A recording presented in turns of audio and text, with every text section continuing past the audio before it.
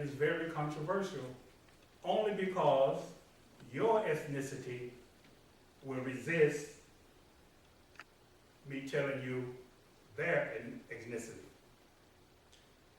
In the Igbo language, we have a word called Nre. Nre means a name of a tribe. And this tribe came from the Middle East. They came from Egypt. They came from Egypt during the time of when the children of Israel was in bondage in Egypt. However, before Pharaoh fully enslaved the children of Israel, two tribes, Gad and Levi, escaped and moved into eastern Sudan and went down the eastern Sudan into Nigeria and stayed there for about 1,000 years. And then they broke off. Another group of people broke off from there and went to Ghana and settled around this city called Accra on the Gold Coast. And I have a good friend from there who is a Ghanaian named Robert Oblike. These are Jews, Hebrews. The actually Hebrew word means Hebrew. So now, what is their ethnicity? Ms. Robinson? What is it? Hebrew? Hebrew what? Hebrew what? African what? You see, we have a problem with identifying our ethnicity. For some reason, we find it hard to say, these are Jews.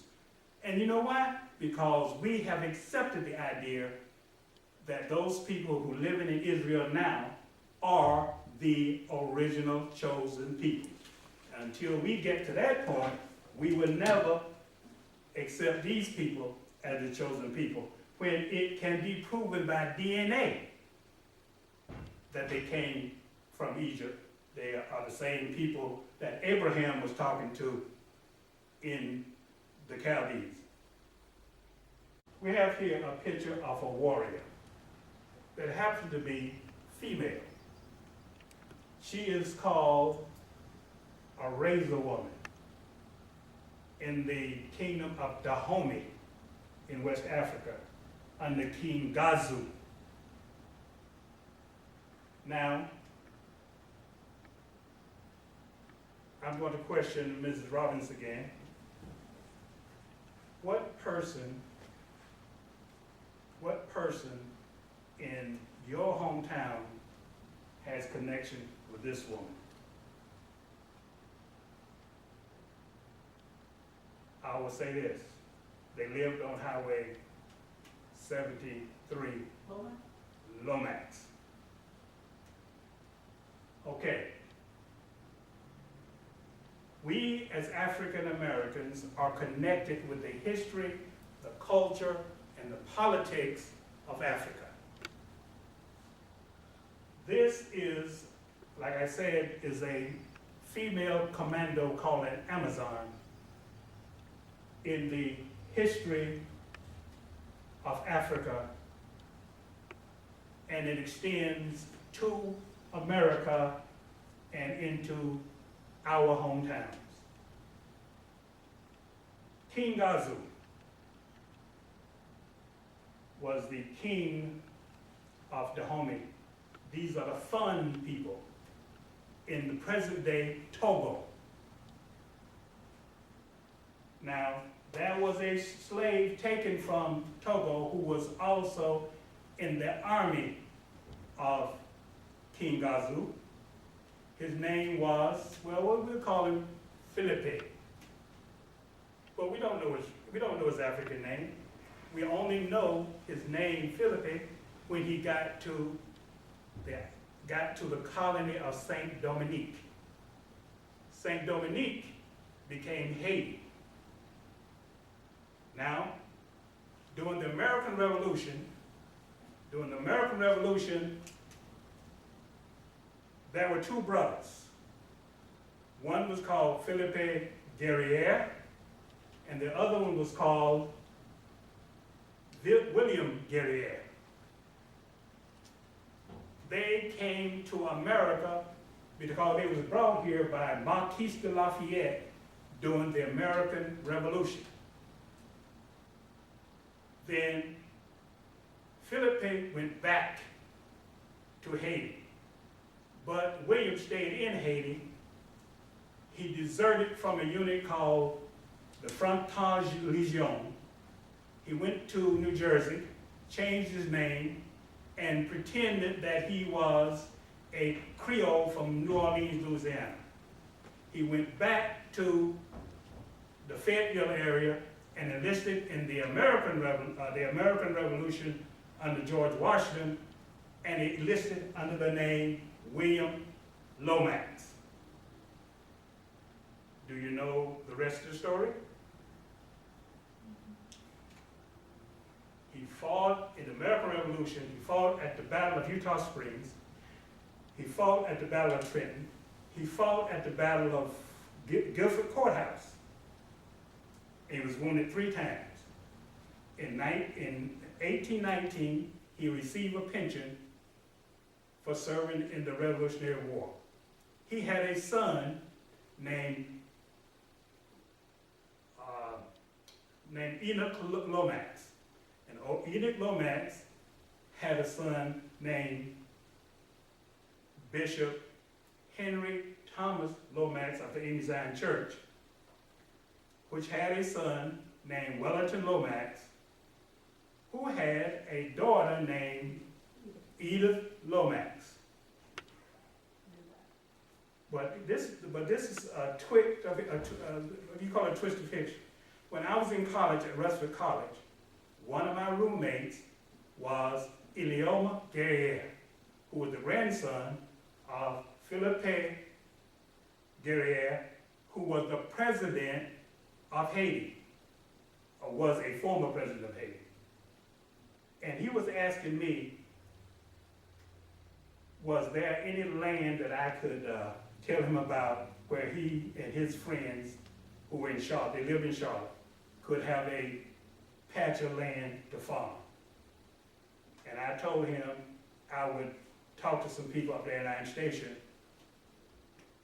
but I had in mind Miss Lomax because at that time she had the biggest plot of land, and she always told me that this land was for her family, anybody from her family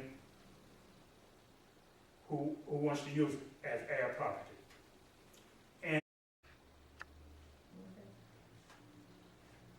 this fancy redhead, and it's obvious that she's an Irishman, Irish, because Irish women are known for flaming red hair. However, this woman represents a descendant of a woman from Ireland named Elizabeth Brooks. The former mayor of Gastonia, Glendale Brooks, was a descendant from this Elizabeth Brooks.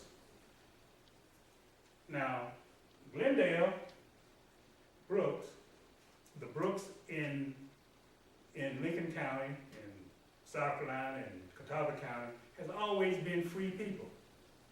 There, you cannot go back in their lineage and find anybody that was a slave except this lady that this woman represents.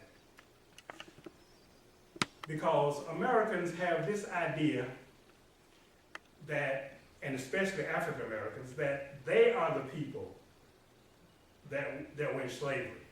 They are the, yes. Were the Irish slaves? Yes, the Irish not only slaves, they were slaves before Africans. And in fact, it was more brutal than African slavery. And they were enslaved first by, guess what? That old nasty King James. And he enslaved them. And have you heard about the Willie Lynch letter? Yes. Yes. Uh-huh. You have read that letter 1,000 times probably. Did you know that letter is not about Africans? It is about Irish. Willie Lynch was a slave himself who became free. He came to Virginia to tell the Virginians to lighten up on his people, the Irish. Of course, they had Africans enslaved at the same time, but he wasn't concerned about them. He was concerned about what was being done to the Irish.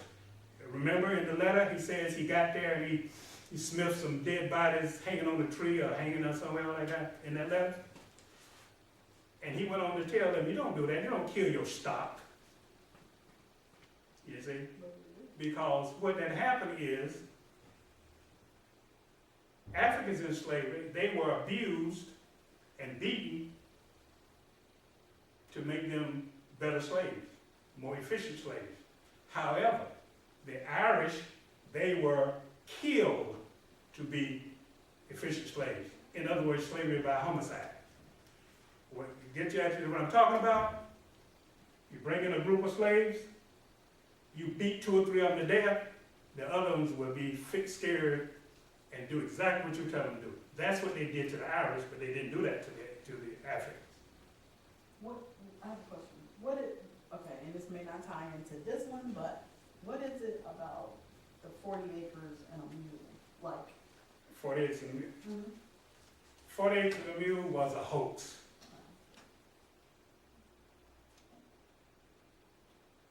I want to ask you this question. White people, do you think white people's about giving black people anything? No. Okay?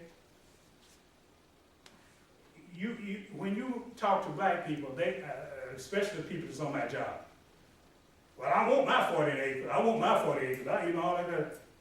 There was no land offered, and there was no land accepted. What was offered was the sharecropping system. And the people they offered it to said, no, we don't want to be no part of that. We want to be placed on land that we can own and make it land. We won't be placed on land that we can work and make it our own. And if you want to check on what I'm saying is correct, do a Google search of the minutes that was taken in 1865 in Savannah, Georgia, where supposedly William T. Sherman offered this land to these slaves. There was no land offered. He did not give them a deed for it. He did not give them a clear deed. It's just that it's the sharecropping system where the government became the landlord. And remember, they gave that land back under the control of the former Confederates. And the blacks who was forced off had no legal standing because they did not have a deed. Yes. But is that not a technicality because they entered into it working the land, expecting to have the land for their own? Let me tell you something else. There is no treaty, no agreement, even no promise that the United States government has never broken. Ask the American Indians. so you're saying that They made a contract with these people to work the land, and they pushed them off the land. But they broke the contract then because. No, there was no contract. Oh, you're right. You're right. They broke the contract. Like I said, there's no contract they have never broken. But is there a verbal agreement about the Verbal agreement has nothing to do with contract law if the government decides to break a law. So Period. the government decided to break a law, that doesn't mean that we still were not supposed to get 40 acres and a mule. No. Or or No, why no. haven't we ever gotten? Okay, then let's not get into an argument here. Let's not get into an argument. Let's go one step further, something called the AFIC 1863. That is what Abraham Lincoln set up to help slaves transition from slavery to slavery. These people said, we don't want you to give us anything. welfare. We don't want